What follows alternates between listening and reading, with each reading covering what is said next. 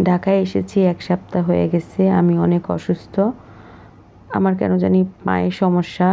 বুঝতেছি না কেন পায়ে এত সমস্যা হচ্ছে। ওখানে ডাক্তার দেখালাম। আবার ঢাকায় এসেও ডাক্তার দেখাচ্ছি। এক্স-রে দিয়েছে। এক্স-রে করলাম, এখনও রিপোর্ট দেয়নি। আর এসে তো বাসায় মাছ-টাছ নেই, সেগুলো আনতে গেলাম। বাসার সামনেই রাস্তার ওপারে অনেক রকম মাছ আনলাম। তার ভিতরে একটা মাছের রেসিপি শেয়ার করতেছি। এটা হচ্ছে বাটা মাছ, আর সঙ্গে আপনাদেরকে একটা কাঠির মতো দেখালাম। বাটা মাছে কিন্তু নাভি হয় ভিতরে ছোট ছোট। তো সেগুলো নিয়ে নিলাম, সুন্দর করে পরিষ্কার করে নিয়ে একটা কাঠির মধ্যে গেঁথে নিলাম। ছোটোবেলায় দেখতাম দাদি বাটা মাছ আনলে এই নাভিগুলা সুন্দর করে ধুয়ে কাঠির মধ্যে গেঁথে মাছ রান্নার সময় দিয়ে দিত। তারপর আমাদেরকে খেতে দিত, ভীষণ ভালো লাগতো খেতে। আর এই তো এখানে পেঁয়াজ, টমেটো, রসুন পেস্ট দিয়ে মশলা দিয়ে ভালো মতো কষিয়ে মাছ দিয়ে দিলাম। দিয়ে একটু হালকা নেড়ে চেড়ে তারপরে হচ্ছে পানি দিয়ে দিলাম। আর একটা ঝিঙ্গা দিয়ে রান্না করব।